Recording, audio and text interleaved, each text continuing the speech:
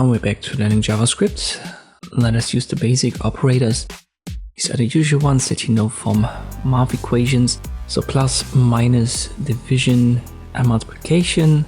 But keep in mind that the equal sign is not really an operator here. It assigns a value. We, for example, define a variable let example and set it to 7. Let me correct this typo here. The value of 7 will now be given to the example variable, and this is what's meant by the equal sign being an assignment operator.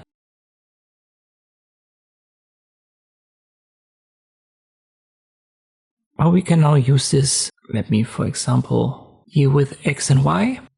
So I define a second variable let of x, and I make that maybe 12 or something. And I change example to y. If I just print out y, we would get the 7. And now we can use x and y and use the operators with them. So y plus x is 7 plus 12, therefore it prints out 19. Same goes with the other 3 that I've mentioned. Let me use the multiplicator. Now we have 84.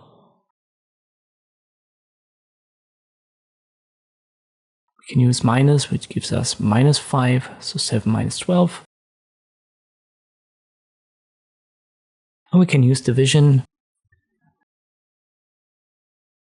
And these are the basic operators. As I've said, the equal sign assigns values, so that's a little bit of a difference compared to math equations. If we, for example, use sum equals,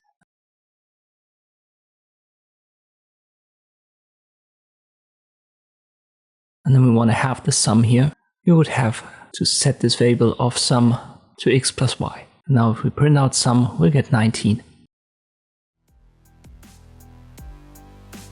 As the title suggests, these are the basic operators. There are more, and I'm going to talk about them in the next video.